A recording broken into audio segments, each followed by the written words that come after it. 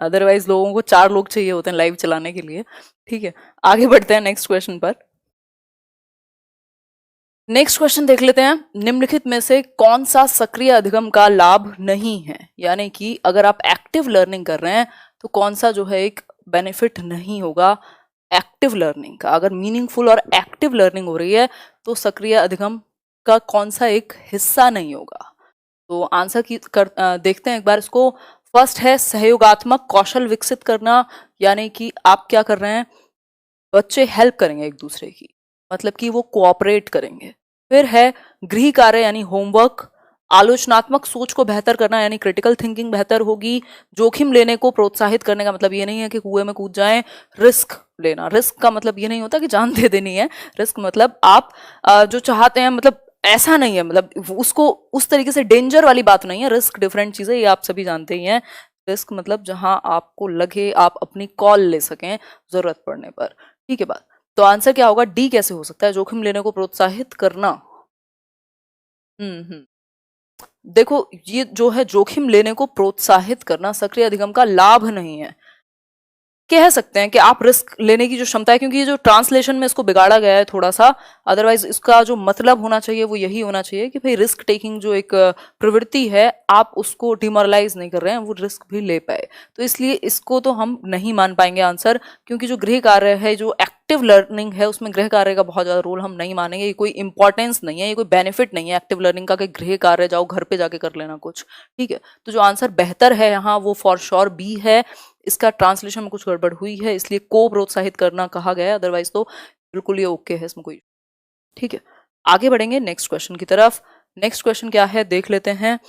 Next question है शास्त्रीय अनुकूलन क्लासिकल कंडीशनिंग का मतलब क्या है, मतलब कि क्लासिकल कंडीशनिंग का मतलब क्या है ये देखते हैं। ज्यादा ही बड़ा है तो होपफुली आप देख पा रहे होंगे अपने फोन की स्क्रीन को लेटा करके। ठीक है, इसका पीडीएफ मिलेगा, डेली मिलेगा, मिलता है पीडीएफ, कल वाला भी मैं दे चुकी हूँ आप लोगों को। आंसर कीजिए, शास्त्रीय अनुकूलन यानी क्लासिकल कंडीशनिंग का, कोई बात नहीं विशाल, क्लासिकल कंडीशनिंग का मतलब क्या है, यानी कि मीनिंग क्या है बताएं एक बार। एक उत्तेजना एक प्रतिक्रिया को प्रोत्साहित करने की क्षमता प्राप्त करती है जो मूल रूप से एक और उत्तेजना प्रोत्साहित की गई है। बहुत ही मुश्किल सा ये क्वेश्चन बनेगा जब आप इसको पीडीएफ में पढ़ेंगे, अगर किसी को ना दिख रहा हो तो। बात कुल मिलाकर के ये है कि जो उत्तेजना है एक, यानी कि एक जो स्टिमुलस है, स्टिमुलस यानी उद्दीपक, वो चीज जो आपको बाधित करे एक्शन लेने पर, रिस्पॉन्ड करने पर, रिस्पॉन्स देने पर, जिसको हम प्रतिक्रिया कह रहे हैं। ठीक है, तो प्रोत्साहित करेगा। ये स्टिमुलस क्या था, फूड था, लेकिन एक ऐसे स्टिमुलस को जोड़ा गया जिसको हम बेल यानी घंटी कह रहे हैं, जिससे पहले प्रभाव नहीं पड़ता था, लेकिन अब ये जो आर्टिफिशियल स्टिमुलस है या न्यूट्रल स्टिमुलस है, इसको कंडीशनड स्टिमुलस बना दिया। अब इस आर्टिफिशियल से भी रिस्पॉन्स सेम आएगा। सलाइवा जो है यानी सेलिवेशन जो है, लार का टपकना कुत्ते के, वो इससे जुड़ गया, अब आर्टिफिशियल से भी आएगा। इसका मतलब ये हुआ एक उत्तेजना एक प्रतिक्रिया को प्रोत्साहित करने की क्षमता प्राप्त करेगी। जो न्यूट्रल स्टिमुलस था उसने पहले क्षमता प्राप्त की कि भाई बेल बजेगी तो भी मुंह से लार आ जाएगी कुत्ते के, जो पेवलव का डॉग था, सेलिवेशन होगा। हालांकि सेलिवेशन किसकी वजह से होना चाहिए था, फूड के, जो नेचुरल था, लेकिन वो घंटी से भी होने लगा। और फिर जब इसको जोड़ दिया तो ये जो उत्तेजना है, इससे क्या होगा, आपका जो मूल रूप से क्या हुआ, जो आपकी रिस्पॉन्स था वो इससे भी आएगा आप। ठीक है बात, आगे बढ़ेंगे नेक्स्ट क्वेश्चन पर। नेक्स्ट क्वेश्चन क्या कहता है देखते हैं इसको। थॉर्नडाइक सिद्धांत डैश के रूप में जाना जाता है, मतलब कि थॉर्नडाइक का जो सिद्धांत है उसको हम किसके रूप में जानते हैं, ये बताइए एक बार फटाफट से। थॉर्नडाइक का ट्रायल एंड एरर थियोरी है, ये तो हम सभी जानते हैं, बट इन 4 ऑप्शंस में से कुछ एक तो आपको चूज करना ही पड़ेगा। व्यवहारवाद, व्यवहारिकता, संरचनावाद या संयोजनवाद। बहुत बढ़िया आंसर कर रहे हैं आप। इंग्लिश का जल्दी लाएंगे, कुछ दिनों की और बात है। कितने दिन रहे हैं अभी, आज 7th है ना, 7 दिन और मान लो, 1 हफ्ता है ना। आंसर करो एक बार। व्यवहारवाद ना ना ना, थॉर्नडाइक सिद्धांत डैश के रूप में जाना जाता है, संयोजनवाद भी कहा जाता है इनकी थियोरी को। संयोजनवाद का मतलब है कनेक्शनिज्म।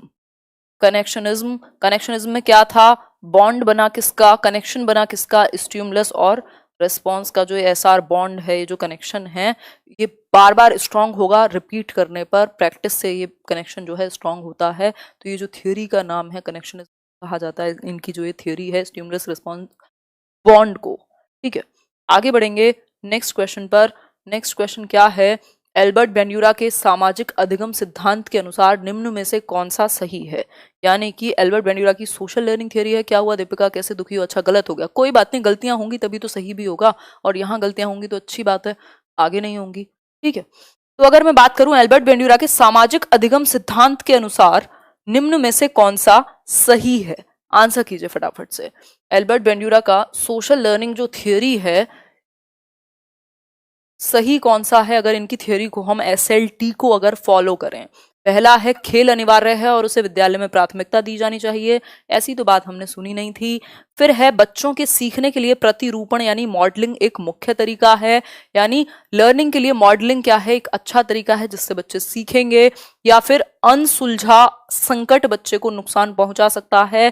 अनसुलझा संकट एक तरीके से वो ऐसी प्रॉब्लम है साइकोलॉजिकल जिसको आप सॉल्व नहीं कर पा रहे हैं, तो वो आपको प्रॉब्लम में डालेगा, यानी कि अनईजीनेस पैदा करेगा। ये सब बातें साइको एनालिसिस करेगा, यानी कि जो फ्रॉइड हैं उनको आप जोड़ सकते हैं, बेंड्यूरा को नहीं। संज्ञानात्मक विकास सामाजिक विकास से स्वतंत्र है, ये भी नहीं कह सकते, क्योंकि सोशल लर्निंग थ्योरी का मतलब ही है कि समाज में ही आप सीख रहे हैं, तो बेंड्यूरा ये तो कभी नहीं कहेंगे।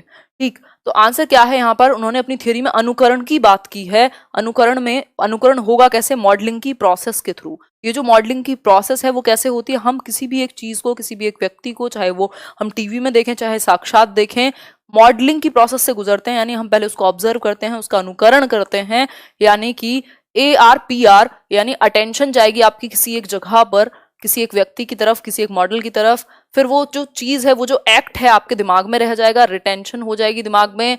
देन आप उसको क्या करेंगे, रिप्रोड्यूस करेंगे, मतलब आप खुद करके देखेंगे, और अगर आपको मिल जाए रीइंफोर्समेंट तो ये लर्निंग हो जाएगी कंप्लीट। इसी तरीके से ये चलता रहेगा, यानी कि वही एक साधारण एग्जाम्पल आप ले सकते हो।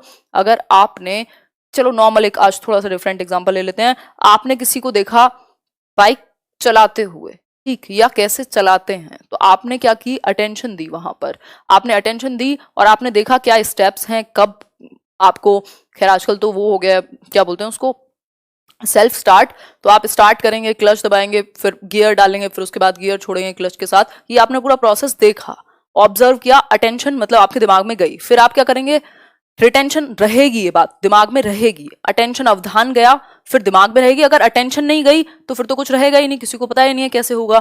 ठीक, तो अटेंशन से रिटेंशन होगी, रिटेंशन से फिर आप रिप्रोड्यूस करेंगे, उसको खुद करके देखेंगे। अगर आपने कहीं ठोक दी एक बार में ही तो हो सकता है रीइंफोर्स आपको ना किया जाए, तो प्रोसेस रुक जाएगी। फिर जब आप थोड़ा सा ठीक करते हैं, किसी की मदद लेते हैं, तो फिर वो रीइंफोर्समेंट जैसे ही मिलेगा तो लर्निंग हो जाएगी, और इसी प्रक्रिया को आप बार बार दोहराते रहते हैं। ठीक है, तो ये एक बात है। आगे बढ़ते हैं नेक्स्ट क्वेश्चन पर। नेक्स्ट क्वेश्चन क्या कहेगा, नेक्स्ट क्वेश्चन देख लेते हैं। बच्चों के अधिगम को सुगम बनाने के लिए अध्यापकों को एक अच्छे कक्षाई परिवेश का सृजन करने की आवश्यकता होती है। इस प्रकार के अधिगम परिवेश का सृजन करने के लिए नीचे दिए गए कथनों में से कौन सा सही है। यानी कि भाई एक जो टीचर है उसको एक अच्छा माहौल तैयार करने की जरूरत होती है, यदि बच्चों का जो अधिगम है उसको आपको सार्थक बनाना है, मीनिंगफुल बनाना है। बताएं एक बार। तो 4 ऑप्शंस हैं। बहुत बढ़िया,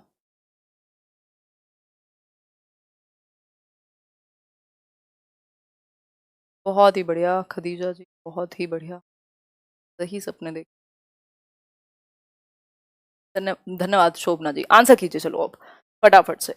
तो आंसर क्या होगा, अगर आपको एज अ टीचर माहौल को ठीक बनाना है, क्या करेंगे आप, मतलब फिर से पढ़ो, जितने भी लोग पहला आंसर कर रहे हैं एक बार दोबारा सोचो। बच्चों के अधिगम को सुगम बनाने के लिए क्या हो, लर्निंग एकदम जॉयफुल हो, अध्यापकों को एक अच्छे कक्षाई परिवेश यानी एनवायरमेंट क्लासरूम में बेहतर हो, तो इसको, इस परिवेश को सृजन करने की आवश्यकता है, यानी कि नीड है कि आप बेहतर एनवायरमेंट दें बच्चे को। ये हुई एक बात। ठीक है, अब दूसरी बात क्या होगी, इस प्रकार के अधिगम परिवेश का सृजन करने के लिए नीचे दिए गए कथनों में से कौन सा सही है। अगर आपको ये जो परिवेश है इसको बनाना है, जो एक बेहतर सुगम जो परिवेश बने वो बेहतर हो, पॉजिटिव हो, उसके लिए आपको क्या करना पड़ेगा, बताएं एक बार। एज अ टीचर बच्चों के प्रयासों को स्वीकृति देंगे आप, बच्चों के अनुसार कार्य करेंगे आप, अध्यापकों के अनुसार करेंगे, या फिर देखो, अनुसार मतलब ये नहीं है कि आप किसी के अकॉर्डिंग चल रहे हैं।